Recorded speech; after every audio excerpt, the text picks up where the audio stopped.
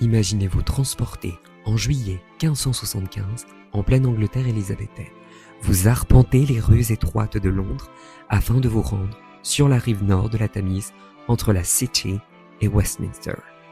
C'est le quartier des juristes, des intellectuels et de la haute administration. Là, dans une des salles du Middle Temple Hall, une assemblée de nobles et d'érudits assiste à une reprise de Gorboduc, la première grande tragédie anglaise jouée pour la première fois en 1561. Vous découvrez un spectacle de vers blanc sophistiqué, explorant les dilemmes de la souveraineté et les dangers de la guerre civile. Le langage est noble, la réflexion politique est élevée, et l'on y célèbre la dignité de l'esprit humain, capable de s'élever par l'art. Mais, sitôt la pièce terminée, cette même élite quitte les bancs cirés pour traverser la Tamise. Elle se presse vers les arènes de Southwark, là où l'élégance du verbe laisse place à un vacarme assourdissant. Celui du grognement sourd d'un ours de 300 kilos et le jappement frénétique des mastifs. Au centre d'un cercle de bois, la bête est enchaînée à un poteau de fer. Le contraste est total, presque insoutenable pour nos regards du XXIe siècle. Les mêmes esprits qui se plaisaient quelques heures avant à écouter les vers raffinés de Thomas Norton et de Thomas Sackville s'apprêtent désormais à parier sur l'agonie d'un animal. Pourquoi cette société en plein essor de l'humanisme renaissant éprouve-t-elle le besoin de mettre en scène une telle boucherie ritualisée? Comment la société des Tudors passe-t-elle sans transition de la philosophie de Gorboduc à la fureur d'un spectacle où compter l'effusion de sang d'animaux? S'agit-il d'une contradiction, ou au contraire, des deux faces d'une même médaille, à savoir celle d'une humanité cherchant désespérément à définir sa propre supériorité? Aujourd'hui, nous plongeons dans l'histoire des combats d'ours sous les Tudors. Âme sensible s'abstenir.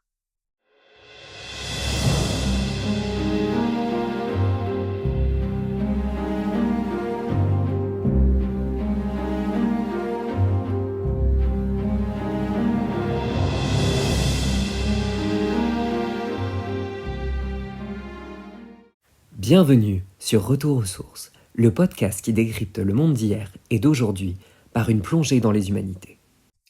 Dans l'Angleterre du XVIe siècle, les combats d'ours figuraient sur la liste des divertissements animaliers dont la foule adorait se repaître, au même titre que les combats de coqs et le bull baiting, où l'on faisait s'affronter des taureaux et des chiens. Comme je l'ai dit dans le prologue, dans les combats d'ours, l'animal était enchaîné au milieu d'une large arène circulaire où étaient envoyés un ou plusieurs mastifs, une race de chiens parmi les plus imposants et surtout, en l'occurrence, entraînés au combat. Ces mastifs plantaient leurs mâchoires dans le museau ou les oreilles de l'ours et tentaient de le faire tomber au sol. De son côté, l'ours essayait de se débarrasser des chiens en les secouant, en les tuant parfois avec ses griffes. Toutefois, contrairement à une idée reçue, le but de cette opération n'était que rarement la mise à mort de l'ours. Véritable investissement financier pour les organisateurs, l'ours recevait des soins après le combat pour pouvoir être exhibé à nouveau. Ce divertissement, loin de se cantonner à un simple plaisir de rue, jouissait même d'une reconnaissance officielle. Il faut savoir que la couronne nommait un Master of the Bears, un officier de la maison royale, chargé de l'organisation des combats et de les superviser dans les fosses de Southwark, un quartier situé sur la rive sud de la Tamise, la Bankside, zone de non-droit et du divertissement par excellence. Retenez donc qu'au sein de l'arène, la frénésie de la foule était autant alimentée par la violence du duel que par les paris d'argent massifs qui rythmaient chaque assaut, faisant du bear biting une activité particulièrement lucrative de 1540 jusqu'à 1682 et même au-delà. S'intéresser aujourd'hui au combat d'ours, ce n'est pas exhumer une pratique barbare disparue, telle que nos regards du XXIe siècle pourraient facilement s'en offusquer. Chaussons plutôt les lunettes de l'historien pour y discerner un théâtre de la condition humaine. Étudier ces combats nous permet d'observer, sans anachronisme ni jugement, ce moment charnière de l'histoire où l'homme, avec une majuscule, cherchait à définir sa propre civilisation, sa propre identité, en mettant en scène sa domination physique et symbolique sur le monde du vivant. C'est en somme le portrait d'une humanité qui se pense et se rassure à travers le corps dolent d'un animal qui possède un semblant d'anthropomorphisme visible à la posture debout de l'ours. C'est se pencher sur un paradoxe total, celui qui consistait à donner souvent à l'ours un nom, à lui forger une renommée qui traversait parfois les décennies, lui conférant une identité quasi humaine alors que par ailleurs on l'enchaînait pour assurer le spectacle de sa propre déchéance. Voilà tout ce qui va nous intéresser.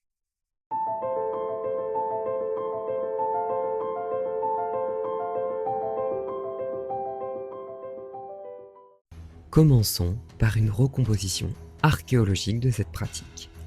De nombreuses fouilles ont été menées à Bankside, se concentrant sur les maisons de jeu et sur ce que l'on appelait les, littéralement, jardins d'ours, Bear Garden, expression désignant les arènes où avaient lieu les combats du début de l'époque moderne.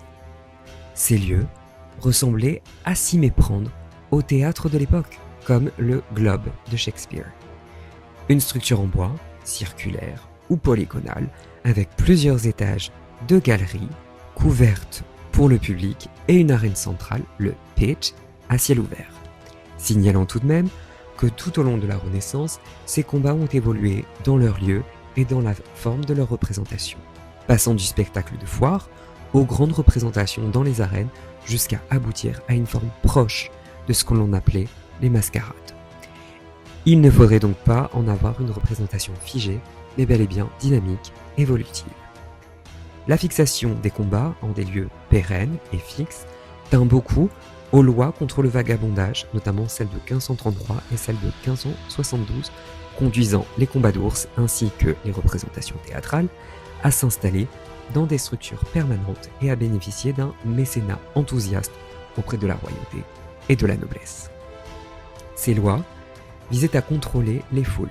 En fixant le combat dans un lieu clos, le Bear Garden par exemple, l'État Tudor pouvait taxer, surveiller, réguler ce qui auparavant était un désordre potentiel de rues mobiles. Le combat d'ours devint alors un outil de contrôle social. Pour ce qui est des animaux, les analyses d'ossements ont globalement montré que les chiens périssaient autour de 2 ou 3 ans, bref, en pleine forme physique, tandis que les ours étaient âgés d'au moins 4 ans, soit majoritairement une population d'adultes ou de semi-adultes. On a également pu observer que les chiens étaient particulièrement grands, certains mesurant autour de 60 à 80 cm au garrot, comme une espèce de grand berger allemand, si vous voulez, ou un dog allemand, pour faire une comparaison avec aujourd'hui.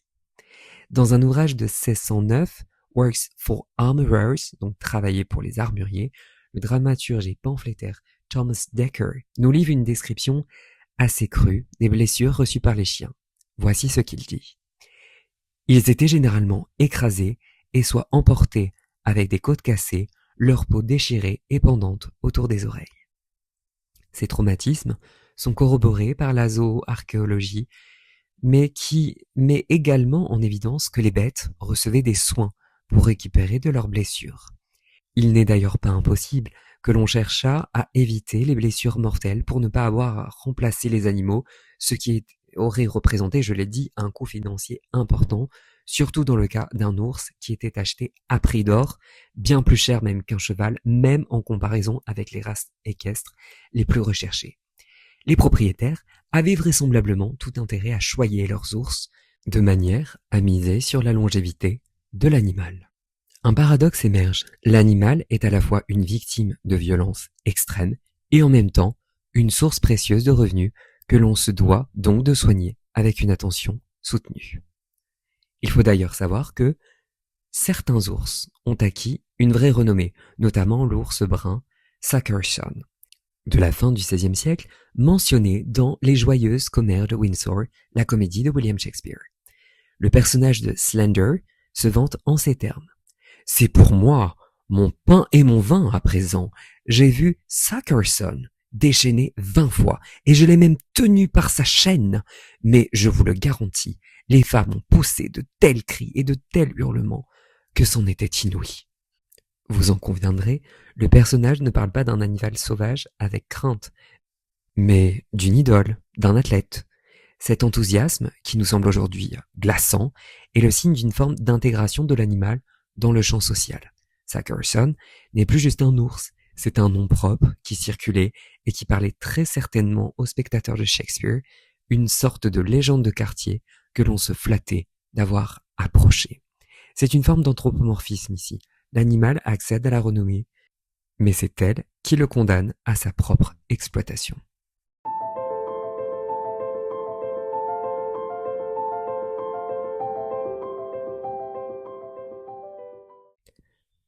Entrons désormais dans l'arène et penchons-nous sur les comportements, l'expérience sensorielle et émotionnelle de ces spectateurs. S'il faut vous dresser un paysage sonore, imaginez un vacarme assourdissant, fait de hurlements, de paris criés à pleine voix, de craquements des os, des aboiements de chiens et du rugissement de l'ours. Le dramaturge, Thomas Dekker, déjà évoqué, nous livre une description édifiante. À peine étais-je entré que le vacarme même des lieux me fit songer à l'enfer. L'ours, traîné au poteau, apparaissait comme une âme noire et tourmentée, tout juste damnée et livrée aux geôliers infernaux. Les chiens, tels autant de démons, lui infligeaient 1000 tourments. Dekker nous dresse le portrait d'une acoustique frénétique et furieuse. Complétons ce paysage sensoriel en passant aux odeurs. Voici ce que nous apprend le voyageur allemand Paul Hensner sur le sujet. Lors de ces spectacles, comme partout ailleurs, les Anglais fument constamment du tabac. Et voici comment ils s'y prennent. Ils possèdent des pipes faites d'argile à cet usage, dans l'extrémité desquelles ils placent l'herbe, si sèche qu'elle peut être réduite en poudre, et y mettent le feu. Ils aspirent la fumée dans leur bouche, puis la rejettent par leurs narines, comme par des entonnoirs, entraînant avec elle force flegme et écoulement de la tête. Dans ces théâtres, on vend également, selon la saison, des fruits tels que des pommes, des poires, des noix, ainsi que de la bière et du vin. Il ressort ici que l'arène était un espace de vie sociale, saturé d'odeurs variées, celle âcre de la combustion de l'herbe sèche, fumée, qui saturait l'air des galeries, et en contrepoint, l'arôme sucré des pommes, des poires, vendues à la criée. On grignotait, on buvait de la bière, du vin, tout en observant le combat. Autrement dit, il y a une coexistence entre le plaisir buccal, manger, boire, fumer, et la vision et le son des chairs déchirées. Enfin, dites-vous bien que la foule ne fut pas passive, mais participait activement et faisait corps avec la performance à laquelle elle assistait. Regardons justement ce que Paul Hensner a à nous dire sur le sujet. À ce divertissement succède souvent celui de la fustigation d'un ours aveuglé, exécuté par 6 ou 5 hommes se tenant en cercle avec des fouets, dont ils font usage sur lui sans aucune merci. Comme il ne peut leur échapper à cause de sa chaîne, il se défend de toute sa force et de son habileté, renversant tous ceux qui s'approchaient à sa portée et ne sont pas assez vifs pour l'éviter, leur arrachant les fouets des mains et les brisant. Ici, ce sont des hommes qui entrent dans l'arène, souvent des membres de la foule ou des parieurs qui payaient un peu plus pour avoir le privilège de frapper l'animal. C'est un véritable duel de proximité où la foule participait au danger. Le plaisir ne vient plus seulement de la vue du sang, mais de l'adrénaline de frôler les griffes d'un animal puissant.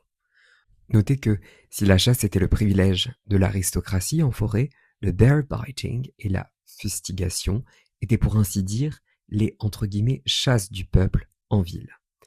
On peut y voir une forme de ritualisation de la domination humaine sur l'animal.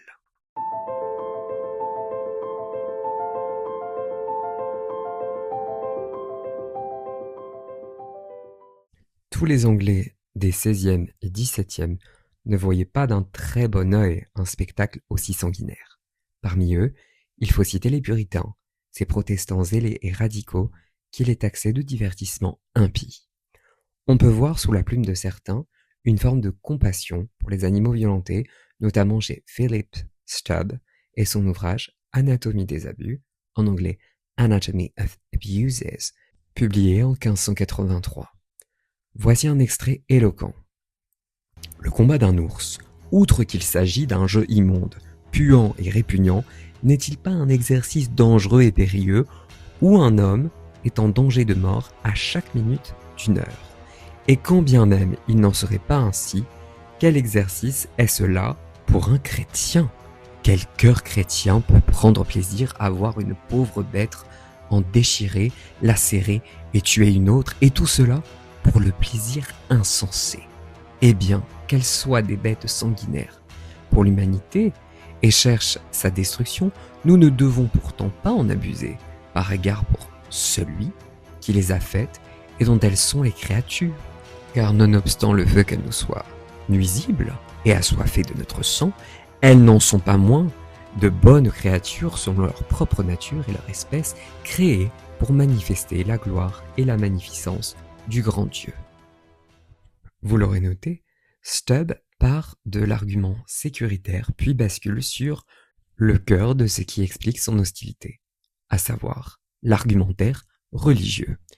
Il ne faut pas maltraiter un être créé par Dieu, aussi nuisible qu'il puisse paraître pour l'humanité. Ce qui choquait plus pour les puritains, c'était de voir des chrétiens hurler, parier, déchaîner leur passion et prendre plaisir au sang. Cette jubilation était perçue comme une régression vers un état bestial, voire diabolique. La préoccupation est ici surtout axée sur le péché, la corruption des âmes. Elle est d'ordre sotériologique, c'est-à-dire préoccupée par la quête du salut. D'ailleurs, certains puritains reprochaient au combat d'ours de détourner les âmes des impératifs de la foi. Par conséquent, prêter aux puritains une éthique animaliste avant la lettre serait totalement anachronique. Si vous notez bien, l'image de l'ours chez Stubb est d'ailleurs en partie négative. Quoi qu'il en soit, après la première révolution anglaise et lors du protectorat d'Oliver Cromwell, entre 1653 et 1658, l'interdiction des combats et de toute forme de divertissement, dont le théâtre, fut proclamée en 56. À cette date, les arènes de Southwark, dont le célèbre Bear Garden, sont fermées par décret. Avec la restauration monarchique, les combats d'animaux reprirent de plus belle. En vérité, c'est avec la pensée des Lumières que s'imposa peu à peu dans les mentalités l'idée que l'homme n'a pas le droit de vie ou de mort comme il le souhaite sur le vivant. L'illusion anthropocentrique s'effrita peu à peu et l'animal commença à être perçu comme un être sensible. Le processus culmina avec le Cruelty to Animal Act de 1835, donc l'acte contre la cruauté, en Angleterre, qui interdisait définitivement les combats d'animaux.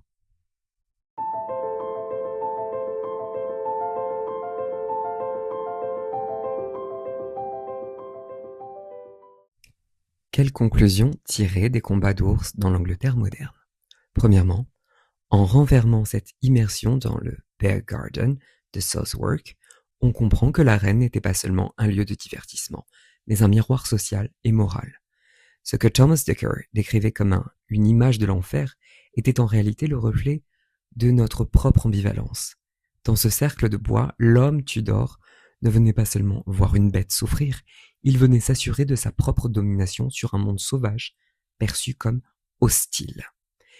Mais le paradoxe demeure. C'est au moment où l'homme se croyait le plus civilisé, en maîtrisant la bête, par le fouet, par les chaînes, qu'il se révélait le plus bestial, emporté par ce plaisir insensé que dénonçaient les puritains. L'histoire du combat d'ours nous rappelle que la frontière entre l'humain et l'animal n'est pas une ligne fixe, mais un territoire mouvant et extrêmement poreux. Deuxièmement, le passage de la fureur des arènes à l'indignation des lois de 1835 marque l'une des plus grandes mutations de la sensibilité occidentale. Nous sommes passés d'une société où la violence contre l'animal était une forme assumée de divertissement à une culture de la pudeur, de la pitié, de l'empathie, dirions-nous aujourd'hui. L'animal a quitté le domaine du sacré et du sauvage pour entrer dans celui de l'éthique. Étudier le combat d'ours, c'est finalement observer comment l'humanité a choisi de domestiquer sa propre violence en changeant son regard sur l'autre, qu'il soit une bête ou un être humain.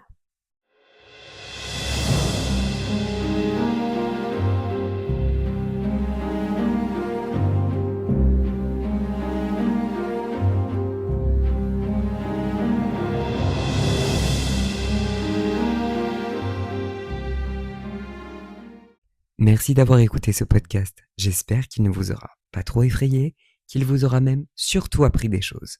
C'est même le plus important pour moi. N'oubliez pas de liker, de vous abonner et surtout de partager. Aidez ce podcast à contourner les algorithmes pour penser plus loin. Merci à vous. On se retrouve prochainement dans un nouvel épisode.